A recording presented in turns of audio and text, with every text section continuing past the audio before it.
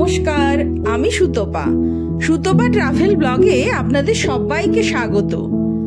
আজ আপনাদেরকে এমন এক জায়গাতে নিয়ে এসেছি যেখানে রয়েছে সবুজে ঘেরা প্রকৃতি, গঙ্গাপাড়ের মনোরম পরিবেশ, বেশ কয়েকটি মন্দির আর তার সাথে মন্দিরের প্রসাদ গ্রহণ। চলুন আজ তাহলে ঘুরে দেখা যাক ইতিহাসের নানা গল্পের সাক্ষী রানী রাসমণি ঘাট।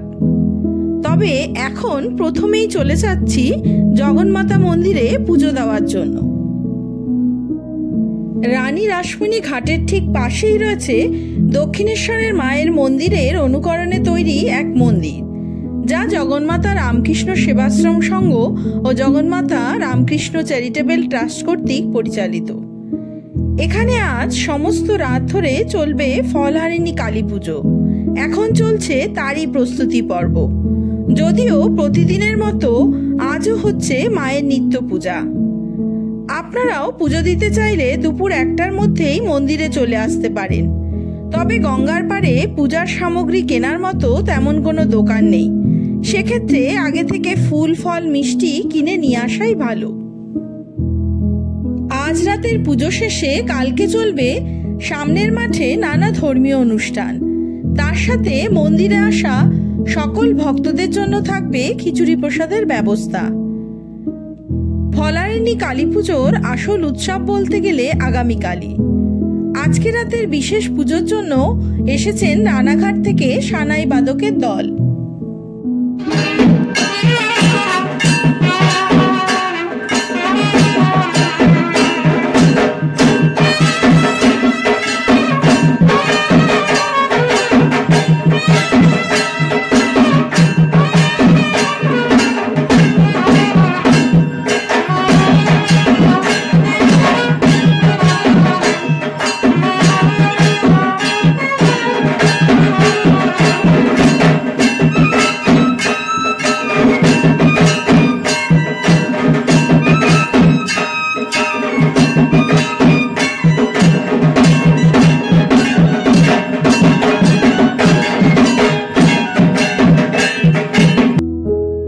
মায়ের মূল বিগ্রহ কিন্তু মন্দিরের ওপর তলাতেই। এখানেই পাশে নির্মীয়মান বিল্ডিংটি বেলুড় মঠের অনুকরণে তৈরি করা হচ্ছে। আপাতত এর ওপর তলাতে রামকৃষ্ণ পরমহংসদেবের মূর্তি রয়েছে, যেখানে এখন পুজো চলছে। ওদিকে মায়ের কাছে অঞ্জলি দিয়ে পুজো শেষ করে এবারে চলুন ঘুরে দেখা যাক মন্দির চত্বর। ওপর তলাতেই বাঁদিকে রয়েছে একটি শিব মন্দির। নীল পুজো শিবরাত্রির দিন এই শিব মন্দিরে প্রচন্ডই ভিড় থাকে। পাশেই গঙ্গায় ডুব দিয়ে সকলেই ভিজে গায়ে এই বাবার মাথায় জল ঢালার জন্য জমায়েত হয়।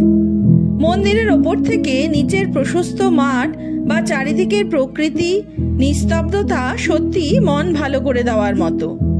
যদিও মাঠে আগামীকালের অনুষ্ঠানের জন্য প্যান্ডেল করা রয়েছে এখন। অন্যদিকে গঙ্গাপাড়ের শোভাও তাকিয়ে থাকার মতো। মন্দিরের ওপরে ওঠার সিঁড়ি কিন্তু ব্যাক সাইডে।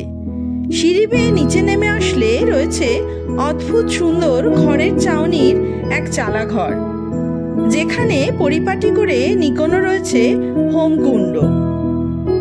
কি হয় কাকা? যজ্ঞ যজ্ঞ হয় আজকে? হবে যজ্ঞ রাত্রে? পুজো আজকে রাত্রে না?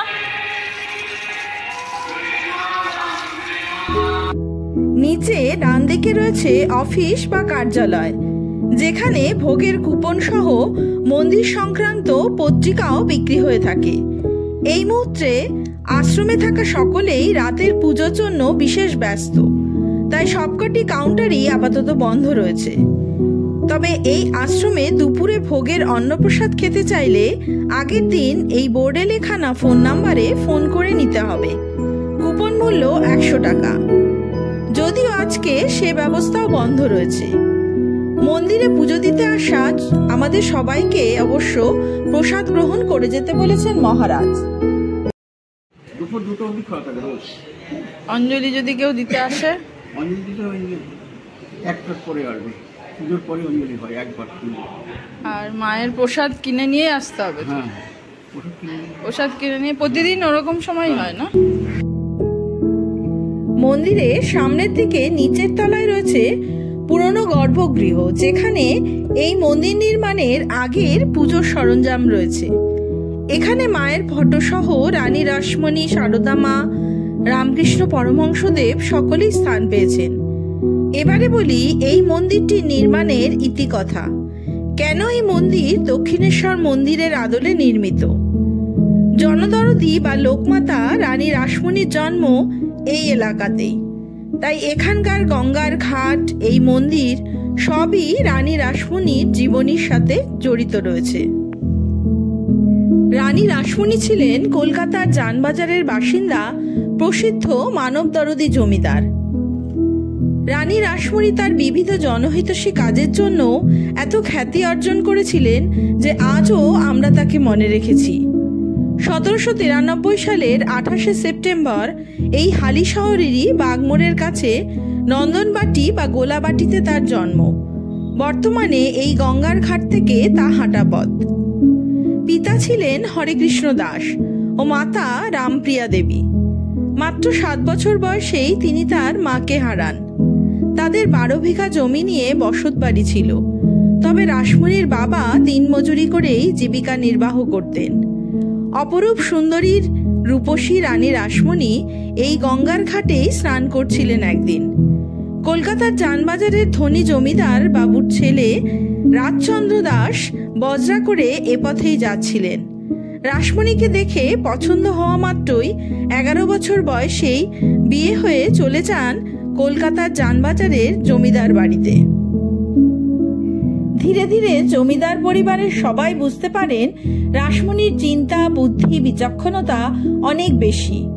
তাই রানী রাসমণির ওপর সকল রাজত্বের দায়িত্বভারই পড়তে থাকলো। তিনি তা সামলাতেও থাকলেন সুনিপুণভাবে। এমতো অবস্থায় এক কিংবদন্তি আছে যে 1847 সালে রানী রাসমণি ঠিক করলেন কাশীতে গিয়ে মা অন্নপূর্ণা ও বিশ্বনাথের পুজো দেবেন। তাই 24টি নৌকা, দাসদাসী, রসদ, আত্মীয় স্বজন সবকিছুই তৈরি ছিল। কিন্তু যাত্রার ঠিক আগের দিন রাতে শেষ প্রহরে জগৎজননী মা ভবতারিণী রানী রাসমণিকে স্বপ্নে দেখা দিয়ে বললেন, রানী, কাশী যাওয়ার কোনো প্রয়োজন নেই। তুই এই গঙ্গা নদীর তীরেই আমার মন্দির তৈরি করে পুজো কর, আমি এখানেই পুজো গ্রহণ করব। রানীমা তখনকার মতো কাশী যাত্রা বন্ধ করে দিলেন। আর এখানকার স্বামী বাম দেবানন্দজির বলা পৌরাণিক গল্প অনুসারে রানীমা তখন এখানে বা হালি শহরে বাপের বাড়িতে এসে জমিদার এবং নেতৃস্থানীয় কয়েকজনকে ডেকে বিঘা 50 জমির ব্যবস্থা করে দিতে বলেন, উপযুক্ত মূল্যের বিনিময়ে, যেখানে মন্দির নির্মাণ করা হবে। কিন্তু সমাজ গরিব হরেকৃষ্ণ দাসের কন্যার এই প্রস্তাব মেনে নিতে পারলেন না। এমনকি আত্মসম্মান রক্ষার্থে রানীমাকে ভৎসনা করে এখান থেকে বিতাড়িত করে দিয়েছিলেন। পরবর্তীতেই রানী রাসমণির প্রচেষ্টায় দক্ষিণেশ্বরেই সেই কালী মন্দির প্রতিষ্ঠা হয়েছিল। আর রানী রাসমণি ঘাটের ধারের এই আশ্রম মায়ের স্বপ্নাদিষ্ট। দক্ষিণেশ্বর মন্দির নির্মাণের 100 বছর পরেও মা তার আবার কোনো না কোনো এক ভক্তকে দর্শন দিয়েছিলেন যে কোন কোন জায়গায় মন্দির নির্মাণ হবে। এমনভাবে 3 ভক্তকে স্বপ্নে দেখা দিয়ে মা জগন্মাতা মন্দির প্রতিষ্ঠানের নির্দেশ দেন। সেই মতো জায়গা খুঁজতে খুঁজতে তৈলক্য গোস্বামীর শিষ্যের শিষ্য এখানে এসে এক কুঁড়ে ঘরে মায়ের প্রতিষ্ঠা করেছিলেন 1974 সালের ফলহারিণী অমাবস্যার দিন। ধীরে ধীরে তা ভক্তদের দানে অনুদানে আজকের এই বৃহৎ মন্দির নির্মাণ হয়। রানীমার আশা পূরণের জন্যই এই মন্দির দক্ষিণেশ্বর মন্দিরের আদলে নির্মিত। আশ্রমের সকলের আশা পাশের বেলুর মঠের আদলে সেই আশ্রমটিও ভক্তদের সহযোগিতায় নির্মাণ কার্য সম্পন্ন হবে। এই তো গেল এখানকার মন্দিরের রীতিকথা। ওদিকে আপনাদের সাথে গল্প করতে করতে দুপুরের ভোগ প্রসাদের জন্য ডাক পড়ল। যেহেতু আজকে সর্বসাধারণের জন্য কুপন কাটা বন্ধ ছিল, তাই খুবই অল্প কয়েকজন আমরা প্রসাদ পাওয়ার জন্য অপেক্ষায়। আর আমাদের সেবার জন্য আশ্রমের সেবায়ত স্বামীজিরাই এগিয়ে এসেছেন। তবে লাস্ট যেবার এখানে এসে প্রসাদ খেয়েছিলাম তখন এই হলঘরটিরও নির্মাণ কার্য চলছিল, তাই মেঝেতে বসেই প্রসাদ নিয়েছিলাম। বহু বছর ধরে এই মন্দিরে আসি। এখানে প্রধান 4টি ভক্ত সম্মেলন উৎসব হয়। প্রধান হলো 1 জানুয়ারি অন্নকূট উৎসব, দ্বিতীয়টি হলো রামকৃষ্ণদেবের জন্মতিথি, তৃতীয়টি হলো ফলহারিণী কালী পুজো, আর চতুর্থটি হলো দুর্গাপূজা। দুর্গাপূজাতে 5 দিনই পূজা হয়, অষ্টমীর দিন কুমারী পূজা সহ। এই সমস্ত অনুষ্ঠানই সকল ভক্তদের জন্যই প্রসাদ খাওয়ার ব্যবস্থা থাকে। বিশেষ করে অন্নকূট উৎসবে হাজার হাজার মানুষের ভিড় হয় এখানে। জগন্মাতা মন্দির ছাড়াও এখানে সকাল থেকে সমস্ত দিন ধরেই প্রচুর মানুষ আসেন এই গঙ্গাঘাটের মনোরম পরিবেশ উপভোগ করতে। তাই গঙ্গা পাড়ে খাবারের দোকান সহ বসার জায়গাগুলিতেও ভিড় বাড়তে থাকে বিকেলবেলা থেকে।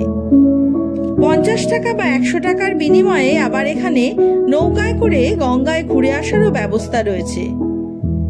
অনেকে আবার গঙ্গা স্নানে পুণ্য অর্জন করার জন্য বা ধর্মীয় রীতিনীতি পালনের জন্য এখানে আসেন। তাই সবসময় রানী রাসমণি ঘাট জমজমাট। সারাটা দিনের জন্য আসলে ভালোই লাগবে এখানে। ঘাটের ধারে হনুমান মন্দিরের পাশে রয়েছে একটি শিব মন্দির। সম্ভবত শিব মন্দিরটি সবসময়ের জন্যই খোলা থাকে।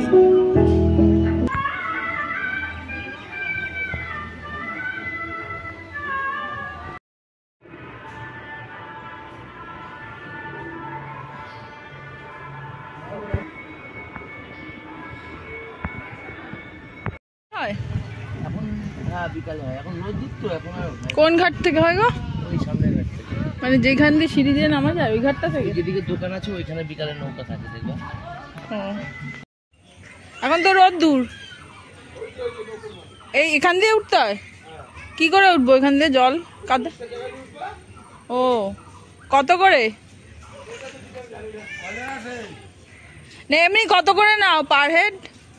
50 টাকা 100 টাকা এরকম। ও কতক্ষণ সকাল 6টা থেকে বিকেল 6টা অবধি। ঘোরাবা কতক্ষণ? 15 মিনিট, 20 মিনিট, 10 মিনিট। এখন ভাটা জোয়ার ছিল যে এখানে জল আসছিল, আপনার বার গেছে। ও জল এসেছিল, এখন ভাটা হয়ে গেছে। এত পর্যন্ত জল ছিল, এখন সরে যাচ্ছে আস্তে আস্তে, না? ঘুরতে গেলে আসেন, আমাদের নৌকা সবসময় রেডি থাকে। শুধু এইখান থেকে যাওয়া যায় তো নৌকায়, নাকি আর কোথা থেকে যাওয়া যায়? ওইদিকে এখান থেকে ওই দিক দিয়ে যেতে পারবেন, ওই বাইরে সরা আছে, সরায় ঘুরতে যেতে পারবেন, ওই ব্রিজ দেখতে যেতে পারবেন। না না, নৌকার ঘাট ঘোড়ার এটাই তো, তাই তো? এটাই ঘাট, এখান থেকেই ওঠে সব। সেটাই বলছি। এবার তুমি ওই চরেও যেতে পারবে, ব্রিজ দেখতেও যেতে পারবা। কোথায় গো চর? ওই তো চর, ওই যে গঙ্গার মাঝখানে চর, জলের ও মাঝখানে। হ্যাঁ, এটা পুরো জলের মাঝখানে। ওই রামপ্রসাদের ভিটার ওইখান দিয়ে দেখা যায়, বলো ওইটা? চরটা, চড়াটা দেখা যায়। ওই পর্যন্ত ঘুরতে নিয়ে যাও, একদিন বিকালে আসবো, রোদ্রে ঘুরবো কেন?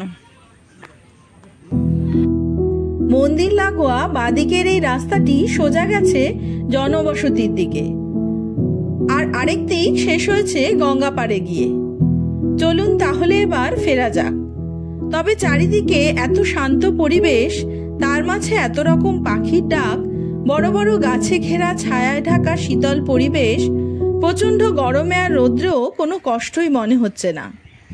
আশেপাশের অনেক মানুষজনই ঘরের গরম থেকে রক্ষা পেতে গঙ্গার ধারের গাছের তলায় এসে সময় কাটাচ্ছে। তাই শীত গ্রীষ্ম সব সময়ের জন্য আপনিও চলে আসতে পারেন রানী রাসমণি ঘাটের ধারে ঘুরতে বা বেড়াতে, বেশ ভালোই লাগবে। তবে এই জায়গাটি আরেকটি ব্যাপারে কিন্তু বেশ বিখ্যাত, তা হলো এখানকার ফুচকা।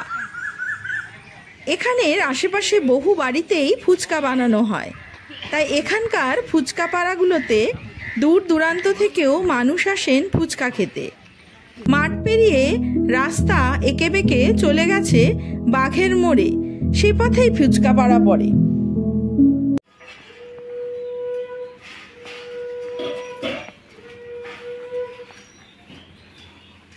ফুচকা পাড়া এটা।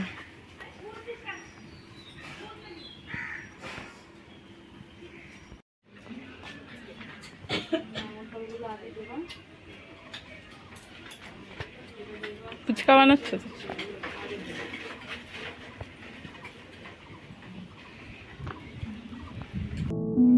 সবশেষে বলি এখানে আসবেন কিভাবে। শিয়ালদা থেকে কৃষ্ণনগরগামী যে কোনো ট্রেনে কাঁচরাপাড়া স্টেশনে নেমে অটো বা টোটোতে বাঘের মোড় যেতে হবে, সেখানে 15 টাকা ভাড়া পড়বে। সেখান থেকে টোটোতে রানী রাসমণি ঘাট, আবার 15 টাকা ভাড়া। কাঁচরাপাড়া স্টেশন থেকে এসে বাগমোড়, এটা বাগমোড় থেকে সোজা এই রাস্তায় চলে যেতে হবে রানী রাসমণি ঘাট, আর তার বাঁ দিকে হচ্ছে হালি শহর, আর ডান দিকে গেলে কল্যাণী। আজ তবে এই পর্যন্তই থাক। আপনাদের সাথে দেখা হবে নতুন আর একটা ব্লগ নিয়ে, নতুন আর এক জায়গায়। ততদিন সবাই সুস্থ থাকবেন, ভালো থাকবেন। নমস্কার।